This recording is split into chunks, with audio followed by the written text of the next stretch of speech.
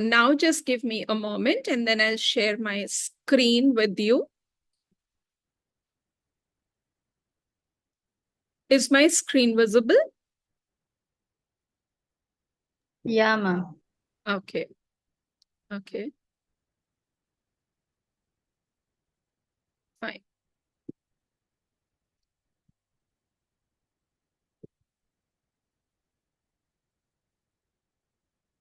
Yes. So, and I hope it is clearly visible.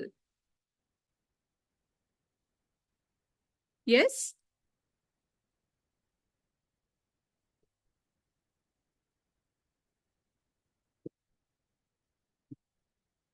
Yes. So, without wasting any time, I hope I'm clearly audible and visible too. My screen is Yeah, visible. ma'am. Yes. So now we'll be talking about techniques and strategies which effectively address the disputes. Now, when I say disputes, I'm not talking only about those disputes which happen at large scale. Remember, disputes happen at each and every level. Even sometimes we face dispute within ourselves, right or wrong? Sometimes we face. Let's make this class very, very interactive. I would love to hear from both of you. Yes, sometimes we face disputes within ourselves. So this workshop basically is designed to help all of us how to come out of these disputes. But before we enter into the actual workshop, let's watch a video. I don't know what's wrong with this.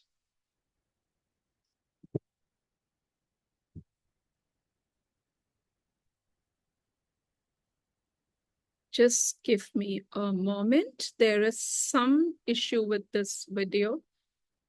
I will just I don't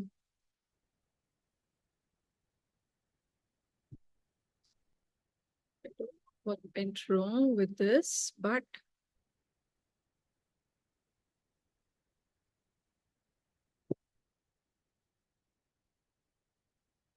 there is some technical glitch in this. Any which ways, like I'll try towards the end of this video, please. I think this is really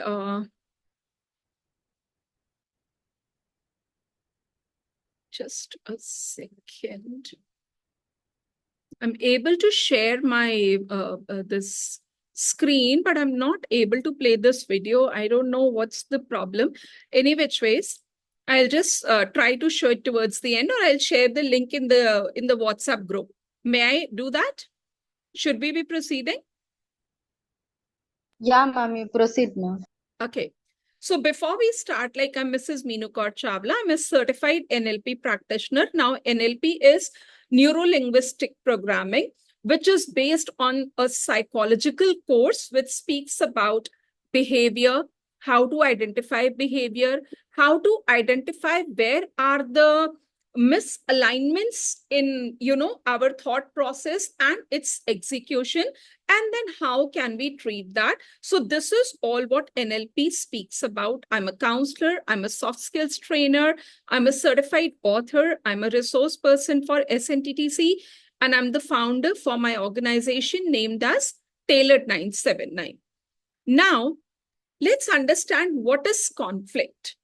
Conflict is nothing but disagreement which arises because of difference in opinion, interest, or values. Now, when we speak about opinions and interest or values, remember, I am not talking about negative things. Disagreement is natural, but disalignment is something which comes because of disagreement. If we are able to recognize what is the cause of my disagreement with so-called my opponent, I will be able to find out a proper solution to it.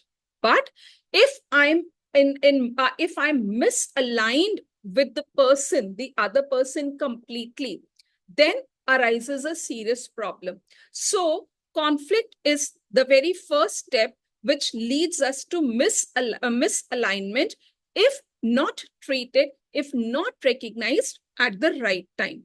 How many types of conflicts can be there? Interpersonal, group, or organizational. Sometimes, and not only interpersonal, but intrapersonal also. Sometimes we have, as I said in the beginning, we may face conflicts within ourselves. We may face conflict with, let's say, one of the students of my class. Let's say one of the parents of my student who's not ready to listen to me. No matter how hard I'm trying, the parent is not ready to listen to me. And sometimes it's vice versa. If parent is not listening to me, even I'm not ready to listen to the parent. It may be one versus group, wherein I may have certain idea, I may have some idea, and rest of them are not in alignment with the idea which I have. And because we all are teachers, this kind of conflict we face whenever we are organizing any functions of the school. Am I right or not? Am I right? Yeah, ma'am. Right. Sometimes it so happens we are made in charge of a particular group. Now we have to lead that group. And that group probably may not have only the children, but that group, because let's say if I'm getting a group of students prepared for annual function, I have to deal with their parents also, which forms one group. I have to deal with other teachers also, which form another group. And now here I'm me versus two, not two, but three groups. The group of students, they may not be satisfied with the role I'm giving them. Then there may be parents who may be saying like, we are charging a lot and we did not do justification with their child. And then there may be teachers around who will be coming and complaining us like, you did not give the you did not do the judgment to me. You haven't justified my talent. You have given me anything which came your way. So that is at the school level. In the school setting, this is the kind of group conflict which we face. And then comes organizational. Now here it is me versus the complete organization, that is the management. And this is one of those conflicts which is absolutely inevitable. It happens in life of a teachers every now and then.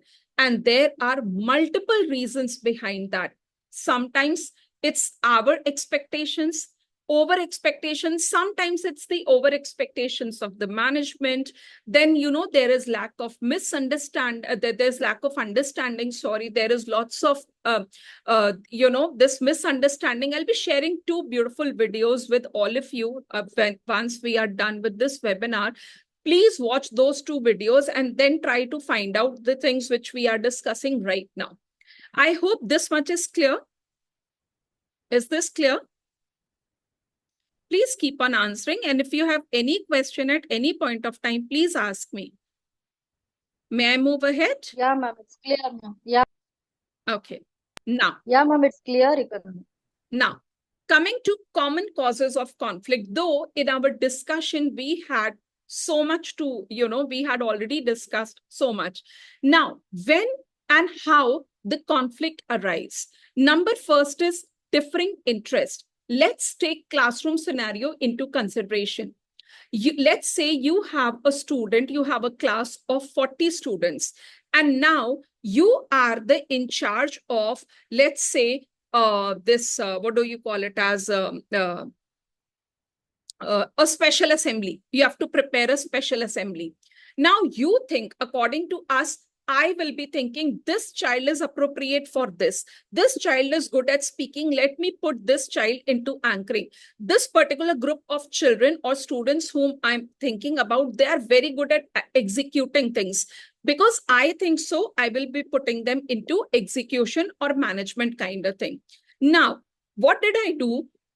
Before allotting or before giving them different roles, I did not take the opinion of my students into consideration. And this is something very common in our classroom scenarios. Why? Because we think children, Why should they be, why should we be, not everyone, not each one of us do that, but yes, there are some group of people who may be thinking, why to take say of the child into consideration? I know better than my students, so let me decide which role suits which child in the best scenario.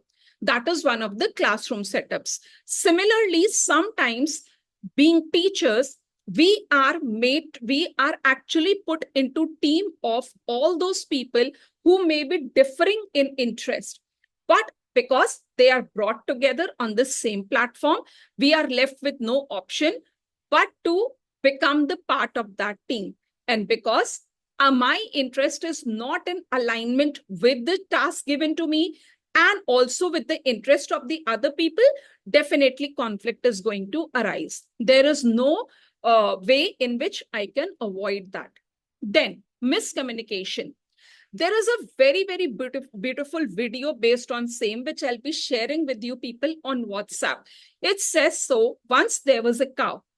That day was a very hectic day for that cow. The cow returned to its barn and, she spoke to her in a loud tone. I'm very tired today. The day took a great toll on my physical health. Tomorrow, I'm in a mood to take a leave. She was speaking to herself. This sentence was overheard by a dog. The dog ran to the cat and conveyed the same thing. And that was, the cow is thinking of quitting because the master is making cow work a lot. Okay. The cow hurriedly ran to the ox and said, the cow has decided to quit. The reason, not only the master tortures the cow, but also is whipping the cow with this it's whipping the cow. This is how the twisted and turned form of information reached into the master's ear. The master was so very frustrated by this idea. How can the cow decide to leave the work by its own? He decided to slaughter the cow.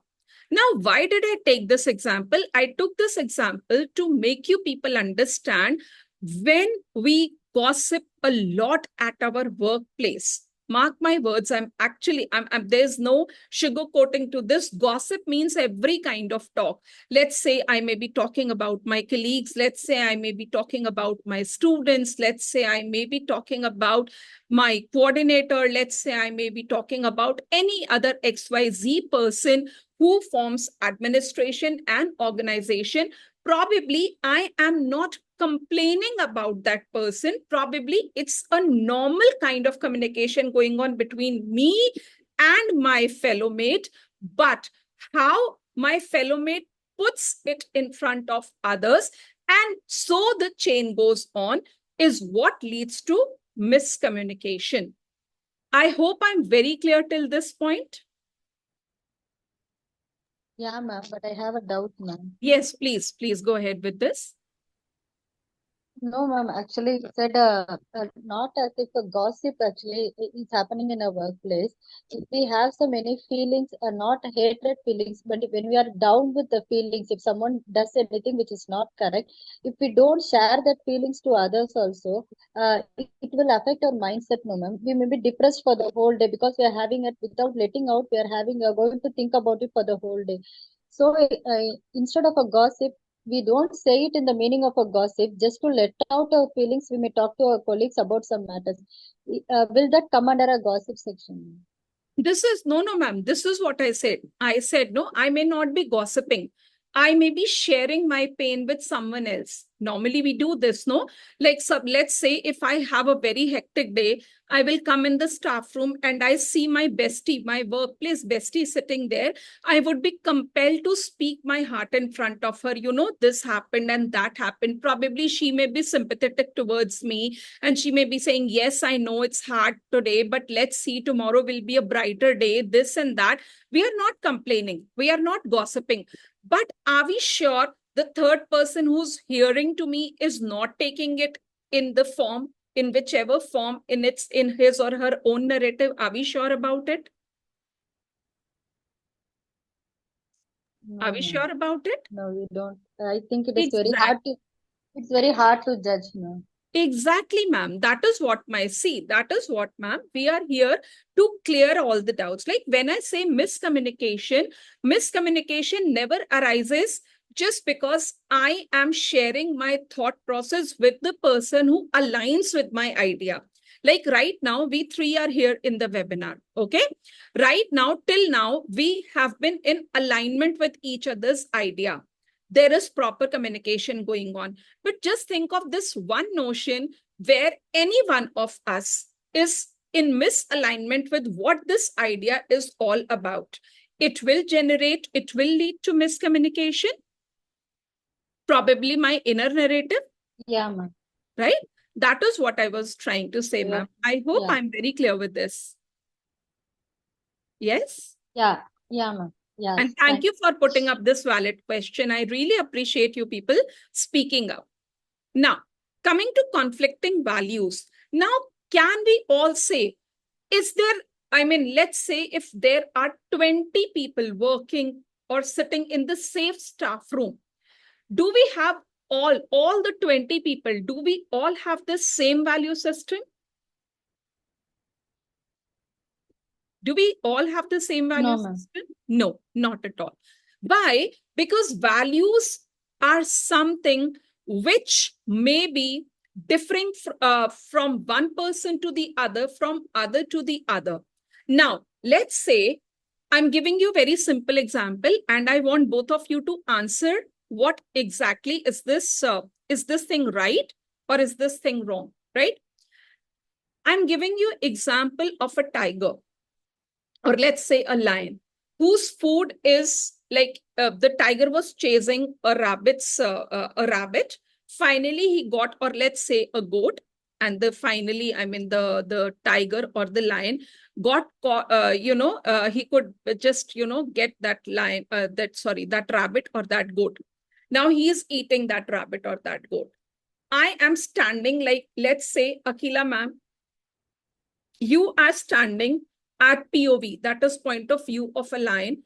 And Uma Devi, ma'am, you're standing at POV of, let's say, rabbit's mother.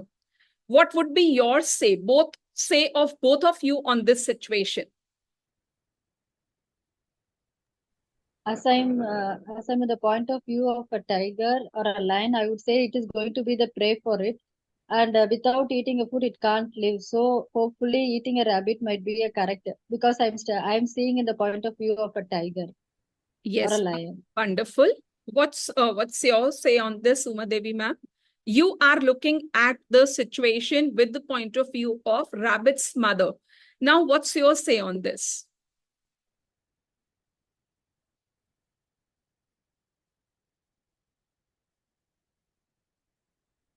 ma'am? Would you like to answer?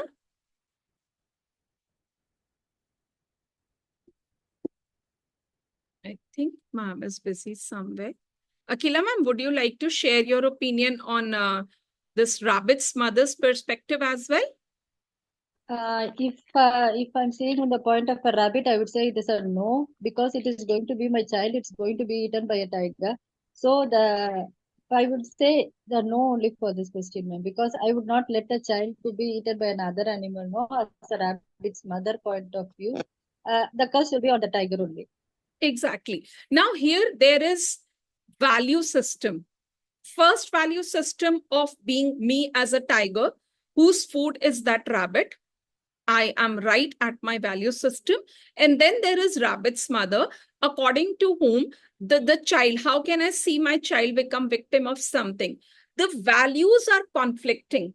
But if based on this conflicting values, I form an opinion that lion is always bad and rabbit is always a victim, a person or a character to be pitied upon, will I be right?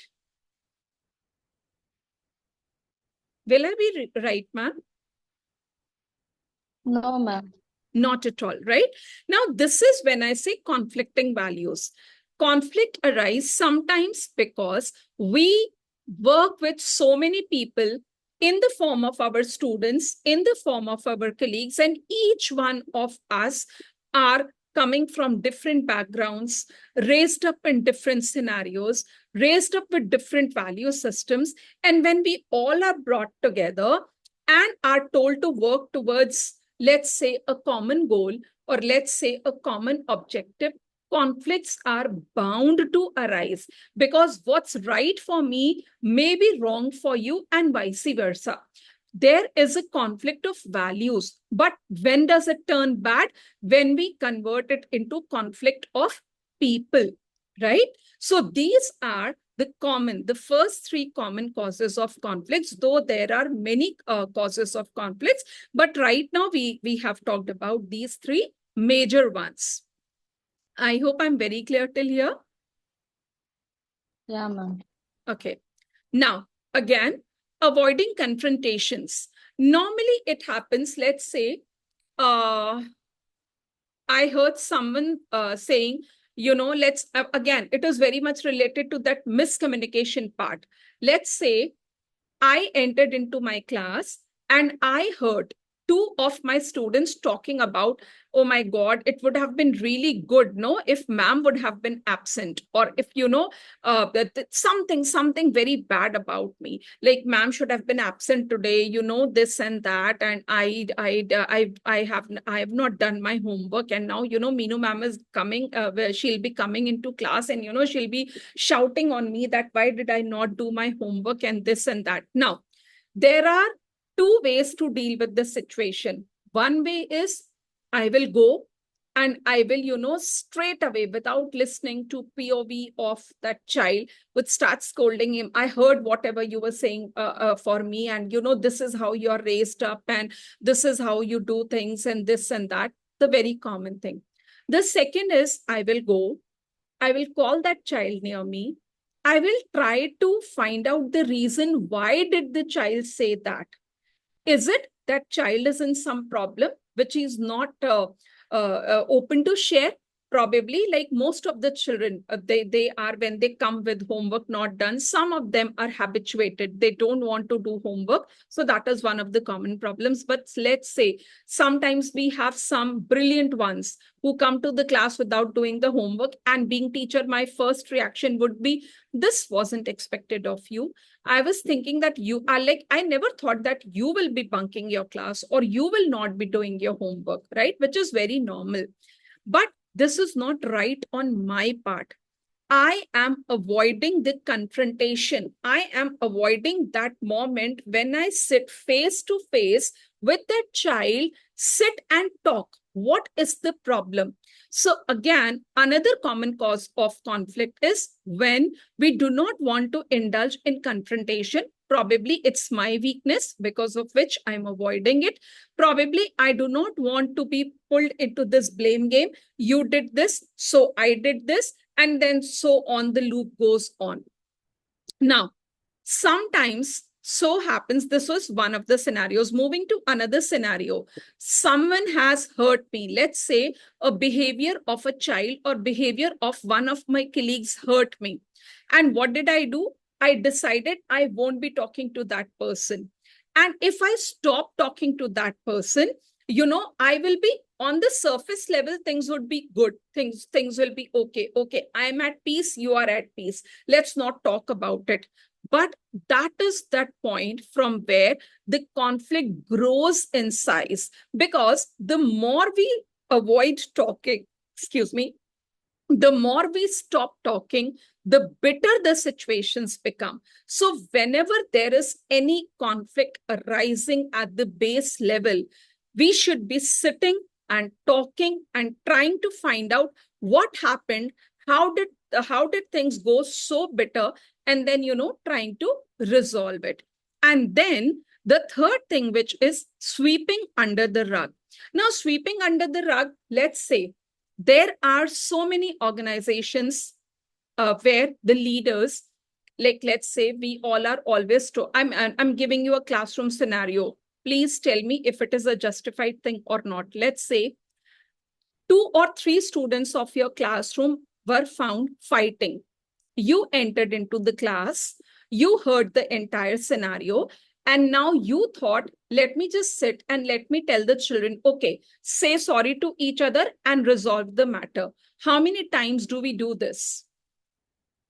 How many times do we do this? Often, ma'am. Often, often. So by doing this, what are we doing? Are we getting to the root of the problem, or are we teaching the children whatever happens should be put a full stop just by saying sorry and by accepting sorry? What are we doing? At the current situation, we are just trying to console each of them, and we are trying to avoid partiality in nature, ma'am. Because when we Exactly. after getting some time during the lunch breaks or during the break, we can get to know about the root cause of the problem, because at that point of time the child may not be in a situation to say what is the root, ma'am. They may be in a situation to prove whether they are right or wrong only. So for the current situation, I may say sorry to both, and after, when I get time, I will try to know the root cause of the problem. Wonderful, ma'am. Wonderful. But what if I don't take that matter into reconsideration?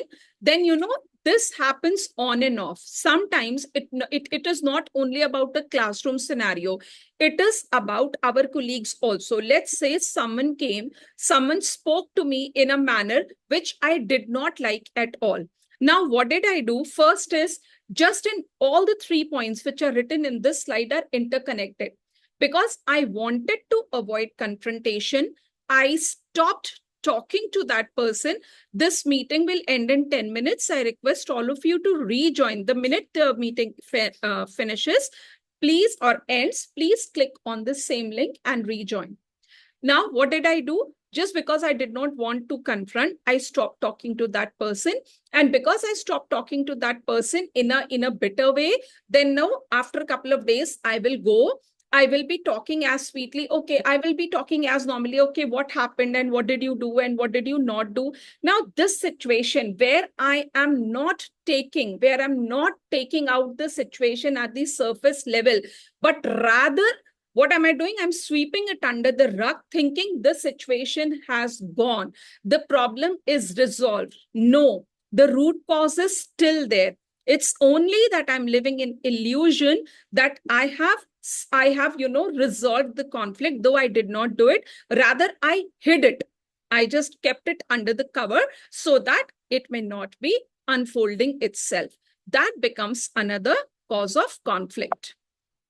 Now, moving to next one, why is conflict resolution important? Now, as we have discussed a lot about what is conflict, what are the common causes of conflict, we know that resolving conflict is as important as any other thing. Now, why is it important? Sometimes, if we continue with conflict, we lose our important relationship. So, at the first place, when we learn how to resolve conflict, we improve our relationship. It also improves our productivity, and it also improves the satisfaction of the people around. So there's no harm if there is some conflict going on. There's no harm if I go and, if I talk to that person, please, just a second. That is my screen visible? Yeah, Is ma'am. okay. Just a second. I don't know where I have lost it or what. Yes. So that is what makes this, it brings satisfaction, it reduces stress, and it enhances communication also. Moving to next, the most important and the most awaited part of this webinar, how to resolve the conflicts. Proactive approach, we will be talking about different techniques. Now, the first thing is understand the culture and dynamic of the conflict. When I say understand the culture and the dynamic of the conflict, I am talking about the key element to understand. Now, what does understand? Like, let's say culture. Why culture? See, conflict has many languages. we have been talking about the most common known language scenarios are we are very well introduced to the languages which are accepted at national level, international level. Then we have local dialects. Then we have regional dialects. Other than all this, each and every conflict has its own dialect, has its own dialogue, has its own culture. So the very first thing, whenever we are entering into the phase, first is recognizing, yes, there is a conflict. So if there is a conflict, I have to resolve it. So before resolving, I have to understand what is this culture? What is actually the speaking motive behind? Is it my ego talking? Is it my superiority talking? Is it my pain talking? Is it my worth talking? Who is actually the speaker of this conflict right now? So the very first key is to understand. If you feel like, you can take the screenshots or you can even write. May I change to the next slide if this is clear? May I Yes, shift ma'am. to the next slide? Yes, ma'am. Okay. Next is listen empathetically and responsibly. Now, after understanding, the biggest role played by us is to listen, engage in active listening. Most of the time, it so happens that we listen only to answer back. The minute the person stops speaking, I am ready with answer. And if I'm ready with my answer, that means this listening is at the surface level. So when I say empathetically, I'm now why empathetically? Why not with sympathy? Understand this. When we listen to someone else with sympathy, we have already proved that yes, you are inferior, you need help, you are less in power than me, you need a helping hand, and so there I am. If you listen to me, if you agree to what I'm saying, I can help you in a better way. So the key is not to listen in a sympathetic tone, but in an empathetic tone. And how can we do that? We can do that just by playing a little role play in our mind. Whenever someone is there who's talking to me in an angry tone, in a tone which is not in alignment with what my tone is, or whatsoever it may be, completely mismatched, completely misaligned, I should not be reacting. Rather, I should be responding. That is why before answering, take some time to listen, take some time to absorb. And after absorbing, then only give the answer. So here, the second technique is, the key is listening.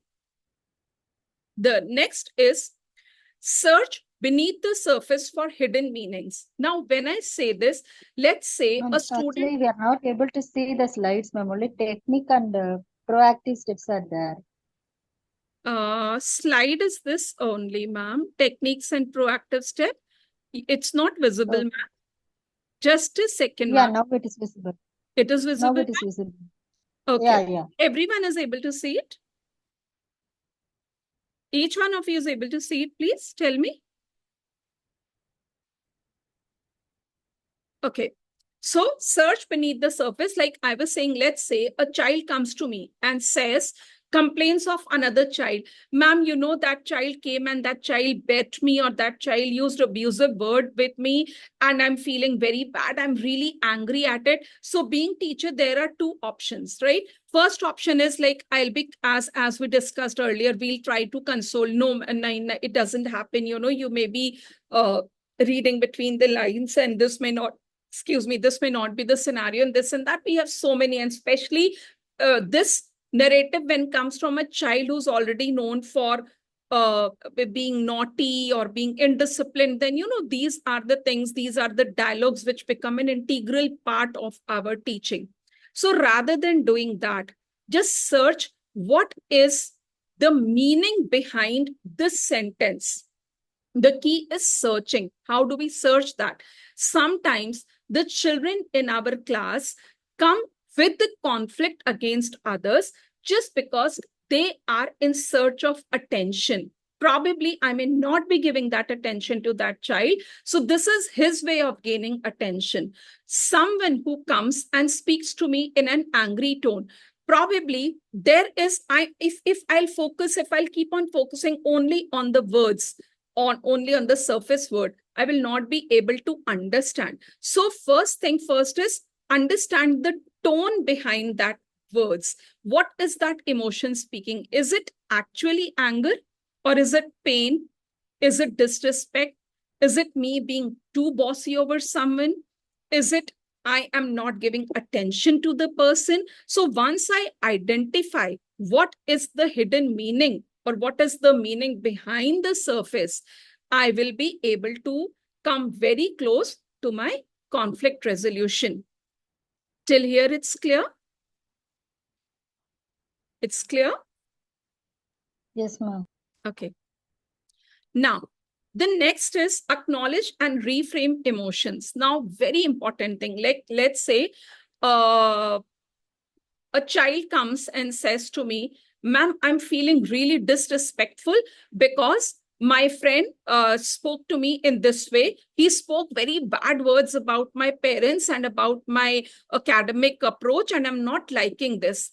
Instead of saying, no, it's okay, you should not be thinking like this and that, our duty should be not our, because I'm not talking. See, the scenario we are taking between a teacher and a student, but this scenario is applicable at all the different levels in which we are dealing. So instead of absolutely ignoring the sentence of the child, I would be saying, yeah, oh, I